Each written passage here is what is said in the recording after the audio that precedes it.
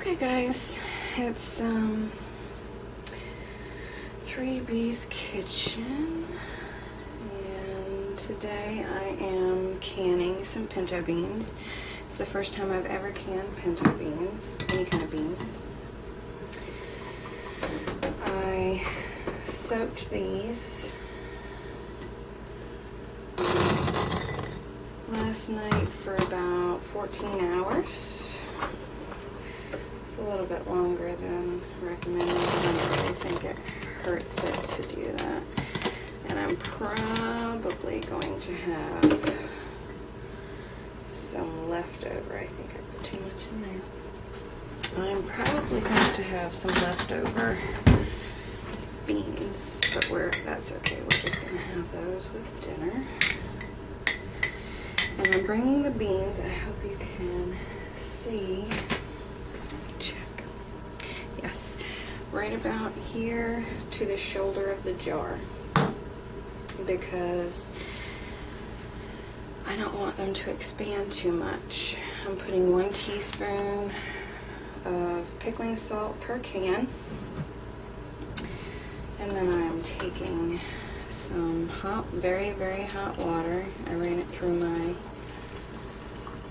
coffee pot to 1 inch of headspace. Excuse me. So hard to remember to get everything when you're filming. Sorry about all the noise. And then I'm going to debubble. That's very important when you're pressure canning, to debubble, because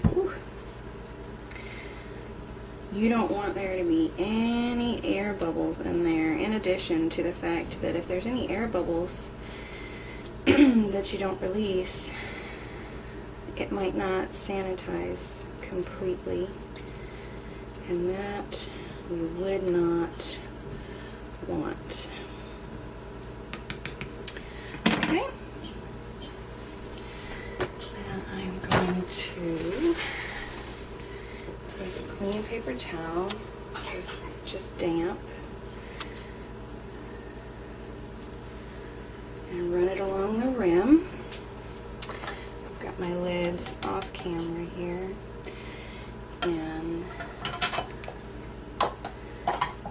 some very warm water. And I'm just gonna put that up there, finger tight, just like that. And then I'm going to take this and put it in my canner to stay warm. And do the next one.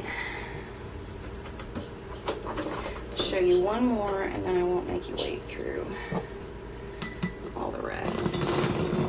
Now there are some sweet onions in here with this, because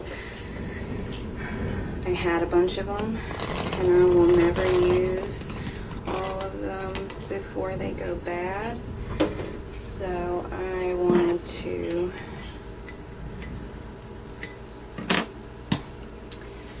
throw some in there for flavor also. A teaspoon of salt, my very hot water, to 1 inch of headspace. And then I'm going to debubble. Now I'm not using the cooking liquid because if anybody in your family is sensitive to things made out of beans, meaning it gives them a bit of gas and it's uncomfortable for them,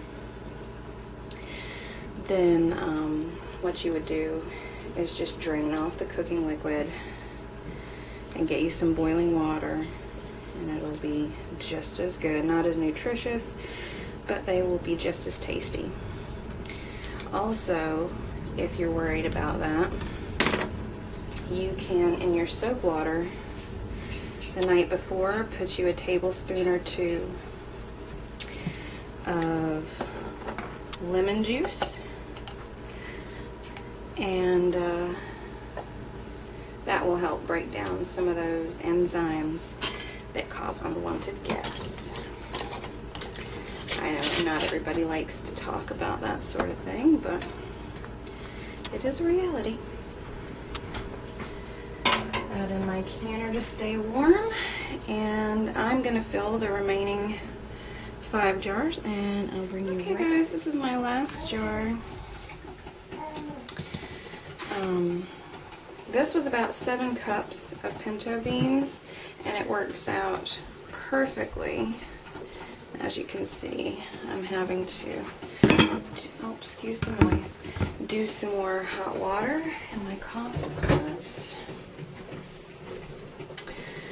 because it wasn't quite enough.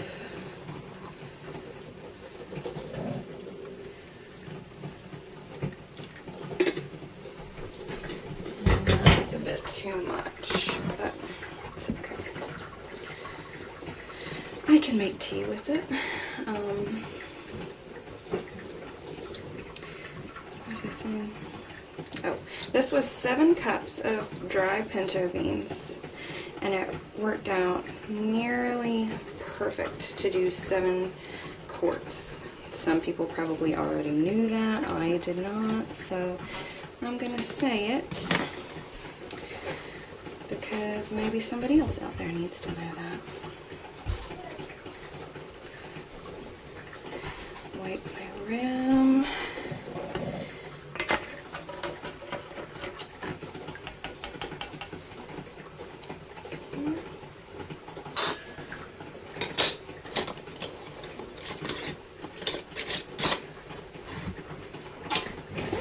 There we go. We've got our last jar going in the canner.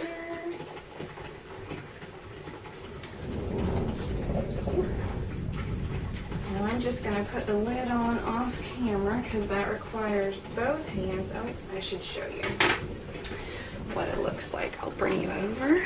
Excuse the mess. And this is my 7 quarts in my canner. Sit down right there.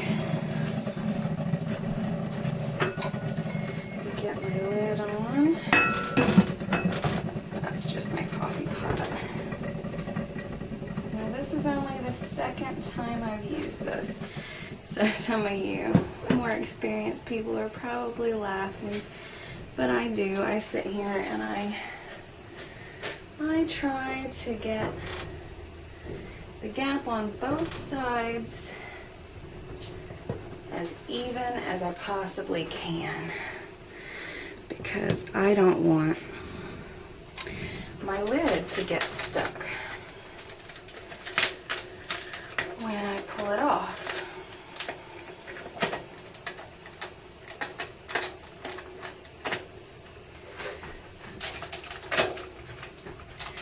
First, what you want to do, I don't know if you can even see that far up. You cannot. Okay. That's not tall enough either. There we go. You'll be able to see a little bit. First, you just want to bring these little wingnuts up, and keeping an eye on your gap. You want to turn them, ooh, that one got hot. You want to turn them in sets of 2 opposite each other. I'm just going to check my gap again. That looks pretty good. And then just make sure they're all pretty tight. And then bring my canner up to high. Because, and I have forgotten whether it's 7 minutes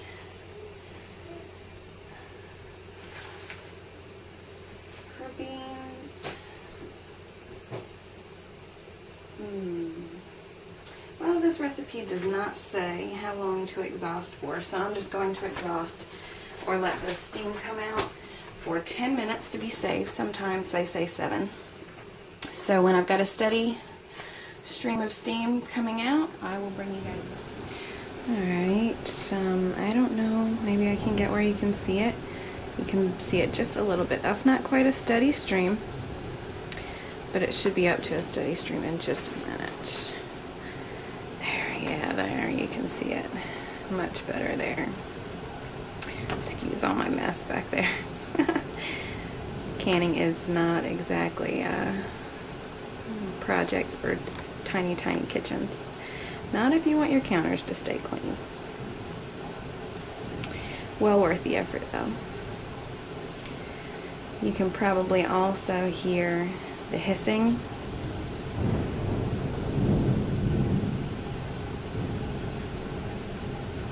And as soon as there is a steady stream and it's not fluctuating any at all, I'm going to set the timer on my oven for 10 minutes. And then when the 10 minutes is up, I'm at sea level, so let's see if I can get it to focus in on that.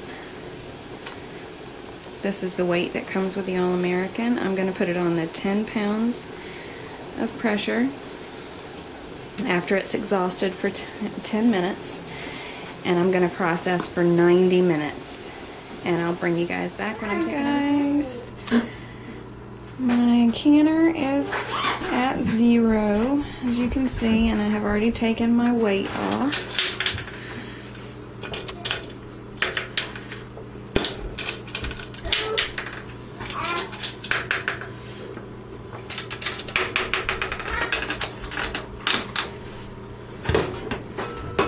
Always lift away from you. I know my hood, excuse me, my hood is, sorry, my phone was ringing. There's my beans right there. And it took me longer to,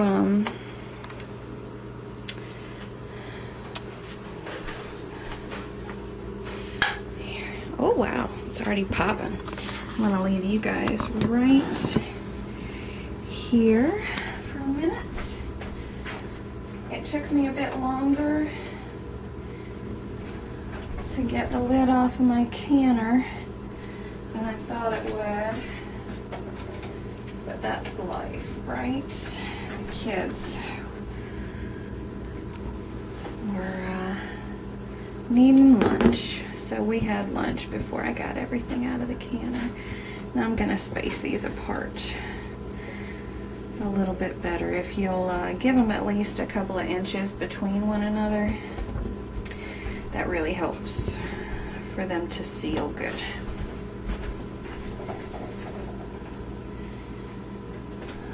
I don't know why my rings look so horrible today, but I don't think I'm going to be reusing these because they have all kinds of little black spots all over them.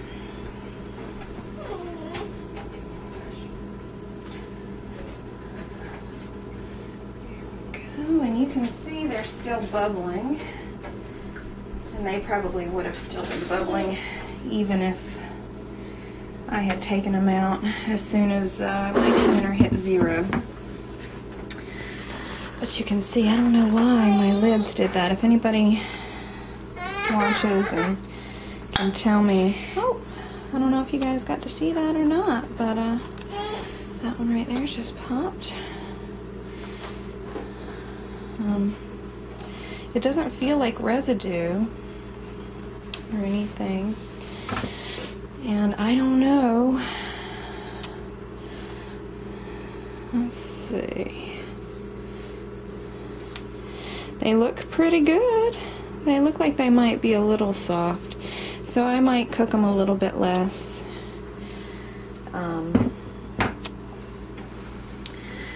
Before I put them in the canner next time, but this was the first time I've cooked any beans in the canner, or canned in the canner, so I went exactly by the All-American recipe. So I don't know.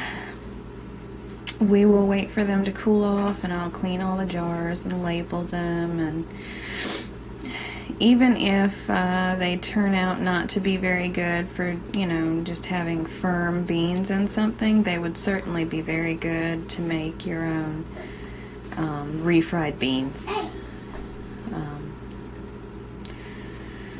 So, and that's why another reason that I put the onions in there is because I thought that if they turned out too mushy, that it would be great to use, to have on hand to make your own refried beans. So there's that. Anybody thinking about doing it, it's so much simpler, in my opinion, than water bath canning, because, yeah, I think they're gonna be too soft, because you really don't even have to worry about sterilizing your jars. I heated my lids just to get the gasket soft enough to do a good seal, but I don't really think even that is necessary. I just feel better doing it. So that's that. I'll take a picture and put on the end of the video when these have cooled off and I've cleaned them and labeled them. And I will let you guys know how they turned out. I hope you enjoyed. Thanks for watching.